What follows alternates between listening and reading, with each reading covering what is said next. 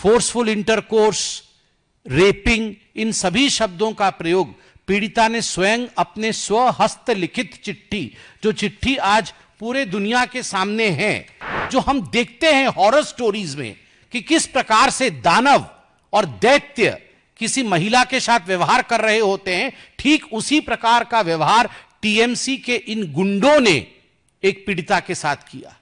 The room which should be seen as the room of protection turned into a room of brutality and rape. आप सबको विदित है कि 25 जून के दिन कलकत्ता के कस्बा लॉ कॉलेज में जिस प्रकार का एक जघन्य गैंग रेप का केस हुआ है, लगभग 24-25 वर्षीय हमारी बहन एक छात्री, उसके साथ जिस प्रकार का गैंग रेप हुआ है, उसको लेकर आज पूरे भारतवर्ष में, पूरे हिंदुस्तान में एक दुख का माहौल है, अचरज का माहौल है कि आखिर बंगाल किस तरफ बढ़ रहा है। रह रह के बंगाल से इस प्रकार की रेप की घटनाएं, चाहे वो आरजी कार का विषय हो, चाहे आज कस्बा लॉ कॉलेज का विषय हो, रह रह के उस प्रदेश से जहां एक महिला मुख्यमंत्री है, महिलाओं के प्रति संवेदनशीलता होनी चाहिए, वहां इस प्रकार की संवेदनहीनता, इस प्रकार की ब्रूटैलिटी आखिर क्यों है?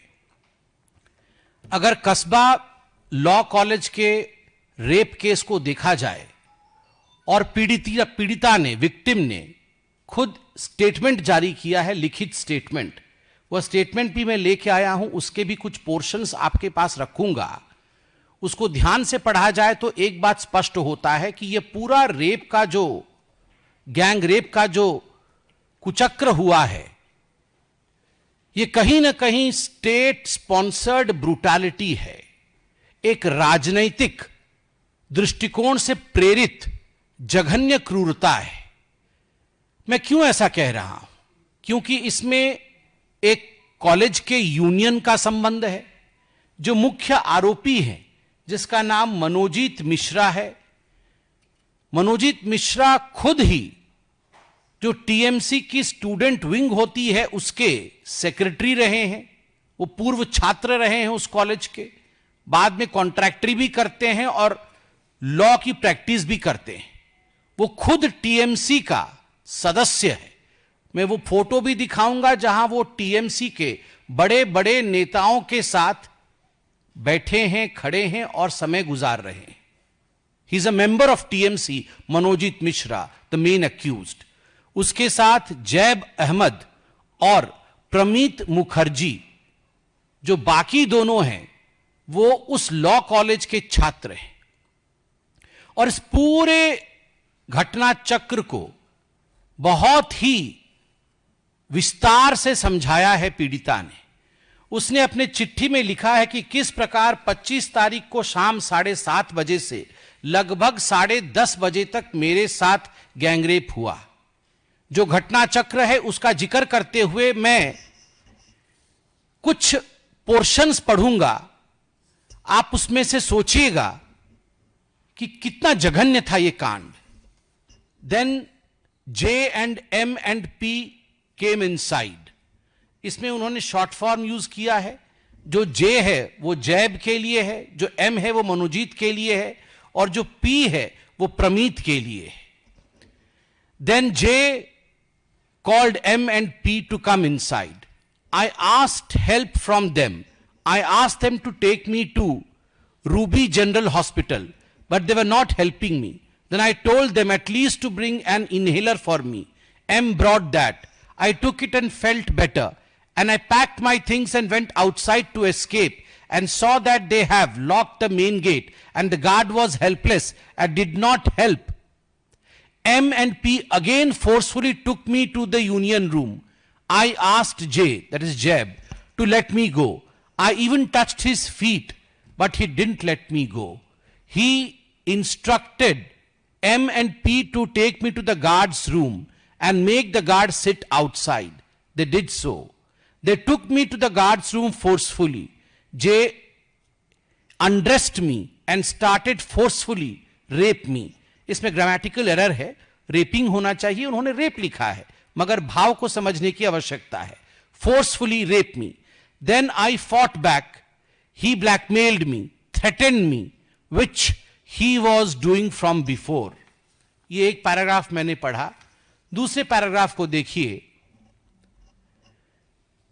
And called us inside the union room, saying that something needs to be talked about the unit. We went inside. Approximately 7 us of were there. Then I could not read the sentence, मैं पढ़ नहीं पा रहा हूं, so I dented in J, started discussing about the unit, his personal life, his power and everything. But after some time, P called me outside the union room and asked me about my loyalty towards J and the unit. I promised him to provide my loyalty towards him and the team, as I was appointed as the girls' secretary. So I gave him the faith of my support towards the unit. Then we went back to the union room, and after some time, J asked me whether P has explained me everything or not. Then I said, yes, Dada, I will always be with the unit. Don't worry. और last में मैं पढ़ता हूं एक paragraph. He also tried to hit me with a hockey stick. I just let myself like a dead body. He finished his penetration, forceful intercourse, and left me. I went outside the room at 10:50 p.m. He asked me not to tell anyone. He asked me to tell that we are discussing about the unit inside. After going out, I went to the union room. He threatened me and that he will kill my boyfriend and arrest my parents. बहुत सारे paragraphs हैं जो मैं पढ़ नहीं रहा हूं, मगर मैं उसका लब्बो लुबाब आपको बताता हूं.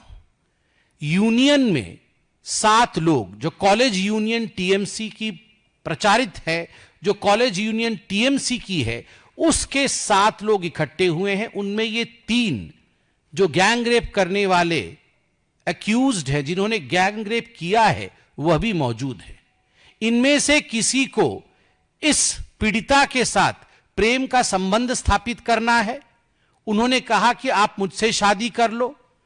बाद में लड़की ने कहा कि मेरा बॉयफ्रेंड है, मैं शादी नहीं कर सकती.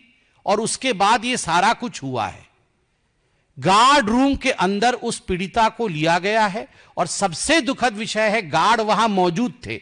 गार्ड को बाहर जाने के लिए इशारा किया गया. गार्ड सब कुछ देखते रहे, मगर गार्ड्स ने कुछ नहीं किया. वो बाहर आ गए और अंदर में फोर्सफुल इंटरकोर्स, रेपिंग, इन सभी शब्दों का प्रयोग पीड़िता ने स्वयं अपने स्वहस्त लिखित चिट्ठी, जो चिट्ठी आज पूरे दुनिया के सामने है, उस चिट्ठी में मैं दिखाना नहीं चाहूंगा क्योंकि नाम भी इसमें होगा. खैर, उन्होंने नाम साइन नहीं किया है. मैं उस पोर्शन को छुपा करके आपको दिखाना चाहूंगा कि ये वो चिट्ठी है. ये वो चिट्ठी है जो चिट्ठी पीड़िता ने लिखा है. आप सोचिए, हॉकी स्टिक से मारा जाता है, उसको एज़मेटिक अटैक आती है, वो पैर पड़ती है और कहती है मुझे इनहेलर दे दो, मुझे हॉस्पिटल ले जाओ. उन्होंने मना किया, हॉस्पिटल नहीं लेके जाएंगे. उन्होंने कहा मुझे जिंदा रहने के लिए इनहेलर की आवश्यकता है. Right outside of a horror Hindi movie, जो हम देखते हैं हॉरर स्टोरीज में कि किस प्रकार से दानव और दैत्य किसी महिला के साथ व्यवहार कर रहे होते हैं, ठीक उसी प्रकार का व्यवहार टीएमसी के इन गुंडों ने एक पीड़िता के साथ किया. हॉस्पिटल नहीं लेके गए, बाद में इनहेलर लाके से दिया गया, जान बची, मगर धमकाया गया कि अगर आपने एक शब्द भी बोला तो तुम्हें तो मारेंगे ही, बॉयफ्रेंड को मारेंगे और माता पिता को सरकार से अरेस्ट कराएंगे. ये जो सरकारी प्रोटेक्शन है, आप सोच के देखिए. टीएमसी के ही एक नेता ने यह काम किया है, मनोजीत मिश्रा. यह है मनोजीत मिश्रा. और मनोजीत मिश्रा को आप किनके साथ देख सकते हैं? ये मनोजीत मिश्रा अभिषेक बनर्जी के साथ है. ये मनोजीत मिश्रा है मिनिस्टर चंद्रिमा भट्टाचार्य के साथ, जो ममता बनर्जी की काफी नजदीकी मंत्री मानी जाती है. ये मनोजीत मिश्रा है टीएमसी की काउंसिलर और ममता बनर्जी की sister in law Kajari Banerjee के साथ.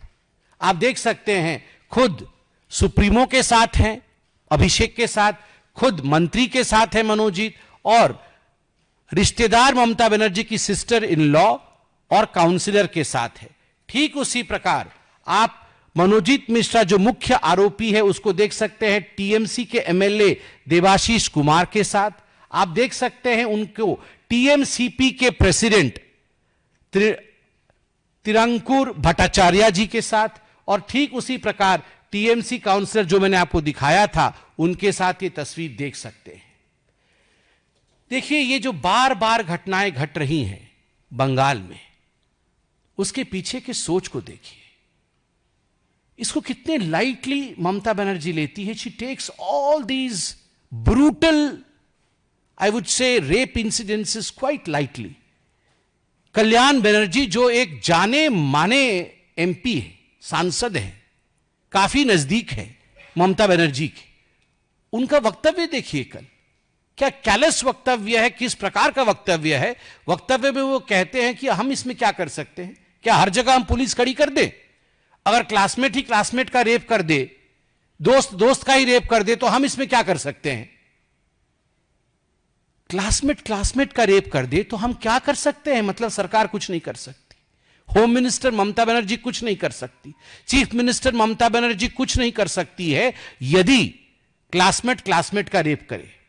दूसरा, यदि कॉलेज के कैंपस के अंदर हो तो सरकार क्या कर सकती है? क्यों? कॉलेज का कैंपस का अंदर का विभाग सरकार से बाहर होता है क्या? Is the college a different state? Is the college a different country in all together? वो अपने आप में कोई दूसरा देश होता है क्या कि कॉलेज के अंदर अगर रेप होता है तो उसमें ममता बनर्जी या टीएमसी की सरकार कुछ नहीं कर सकती? पार्क स्ट्रीट में रेप हुआ था तो उसे साधारण घटना कहा गया था कि यह साधारण घटना है। हंसखली में रेप हुआ था तो लव अफेयर गोइंग रॉन्ग, प्यार था दोनों के बीच में, वो थोड़ा गलत हो गया, उसके कारण हंसखली में रेप हुआ। कुमुदुनी में रेप हुआ तो उसे सीपीआईएम सपोर्टर्स ने कह के उससे अपना पलड़ा झाड़ लिया। संदेश खली में रेप हुआ तो कहा गया नथिंग हैपेंड, कुछ नहीं हुआ है। आरजी कार में रेप हुआ तो कहा गया the rape happening because boys and girls are interacting more freely, लड़के लड़की ज्यादा बातचीत कर रहे हैं, इसके कारण रेप हो रहा है। और जब उसके खिलाफ प्रोटेस्ट हुआ तो कहा गया कि मोटिवेटेड प्रोटेस्ट है, ब्रेक द बोन्स, हड्डी तोड़ दिए जाएंगे प्रोटेस्ट करने पर।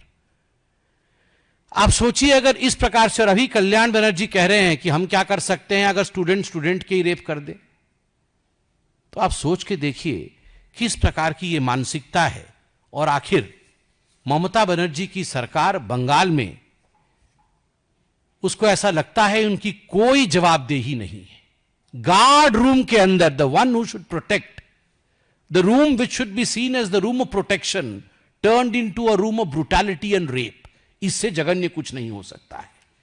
भारतीय जनता पार्टी के माननीय अध्यक्ष श्री जेपी नड्डा जी ने इस पूरे जघन्य कांड का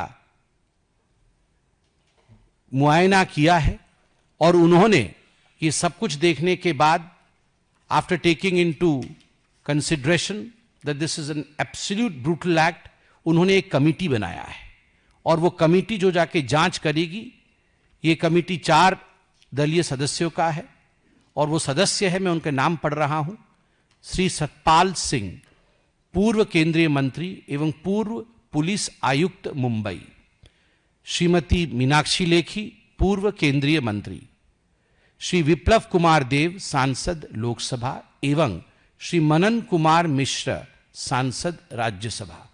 यह जांच समिति शीघ्र ही घटनास्थल का दौरा करेगी और अपनी रिपोर्ट माननीय राष्ट्रीय अध्यक्ष जी को सौंपेगी।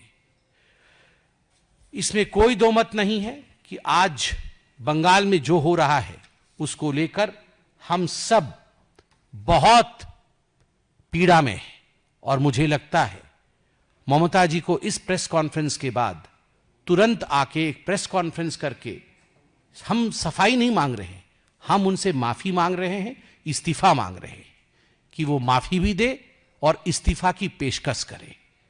महिलाओं के साथ इस प्रकार का व्यवहार नहीं हो सकता है।